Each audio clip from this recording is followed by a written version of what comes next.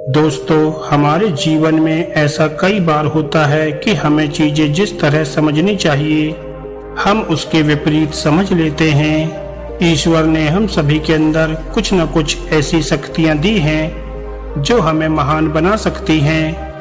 बस जरूरत है कि हम उन्हें पहचान सकें। आइए समझते हैं इस छोटी सी बौद्ध भिक्षु की कहानी के माध्यम से। इसलिए इस कहानी को ध्यान से और अंत तक जरूर सुनिएगा। तो चलिए कहानी को शुरू करते हैं।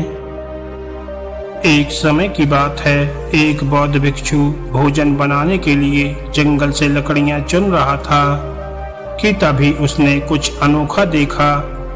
उसने बिना पैरों की लोमड़ी को देखा तो वह मन ही मन सोचने लगा कि आखिर इस हालत में भी ये लोमड़ी जिंदा कैसे है। उसे आश्चर्य हुआ और ऊपर से ये बिल्कुल स्वस्थ भी है। वह अपने ख्यालों में खोया हुआ था कि अचानक चारों तरफ अफरा तफरी मचने लगी।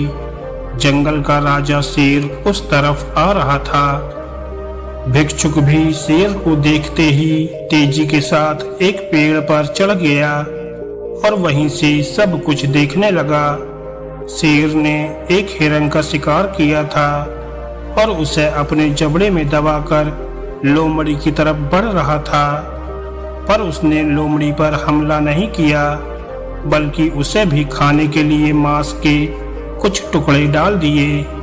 ये तो घोर आश्चर्य है। शेर लोमड़ी को मारने की बजाय उसे भोजन दे रहा है। भिक्षुक मन ही मन बुदबुदाया। उसे अपनी आंखों पर भरोसा नहीं हो रहा था। इसलिए वह अगले दिन फिर उसी जंगल में गया और छिपकर शेर का इंतजार करने लगा। आज भी वैसा ही हुआ। शेर ने अपने शिकार का कुछ हिस्सा लोमड़ी के सामने डाल दिया। ये भगवान के होने का प्रमाण है। भिक्षुक ने अपने आप से कहा, वह जिसे पैदा करता है उसकी रोटी का भी इंतजाम कर देता है। आज से इस लोमड़ी की तरह मैं भी ऊपर वाले की दया पर जीऊंगा। ईश्वर मेरे लिए भी भोजन की व्यवस्था करेंगे। और ऐसा सोचते हुए वह एक वीरान जगह पर जाकर एक पेड़ के नीचे बैठ गया। पहला दिन बीता और कोई वहां पर नहीं आया। दूसरे दिन भी कुछ लोग उधर से गुजर गए पर भिक्षुक की तरफ किसी ने ध्यान नहीं दिया। इधर बिना कुछ खाए पिए भिक्षुक कमजोर होता जा रहा था। इसी तरह कुछ और दिन बीत गए। अब तो भिक्षुक की रही सही ताकत भी खत्म हो गई। वह चलने फिरने लायक भी नहीं रहा। उसकी हालत बिल्कुल मृत व्यक्ति की तरह हो चुकी थी कि तभी एक महात्मा उधर से गुजर रहे थे और भिक्षुक के पास पहुंचे। भिक्षुक ने अपनी सारी कहानी महात्मा जी को सुनाई और बोला, अब आप ही बताइए कि भगवान इतना निर्दयी कैसे हो सकता है। क्या किसी व्यक्ति को इस हालत में पहुंचाना पाप नहीं है?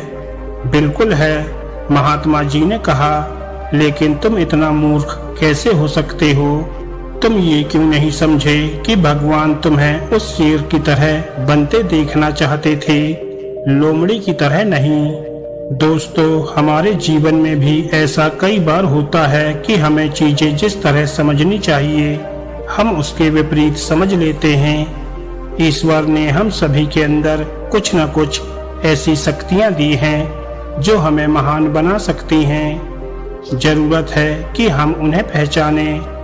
उस भिक्षुक का सौभाग्य था कि उसे उसकी गलती का एहसास कराने के लिए महात्मा जी मिल गए।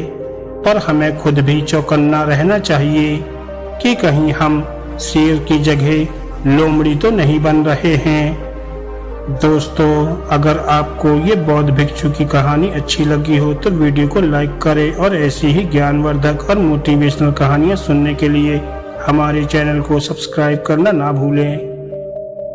धन्यवाद दोस्तों।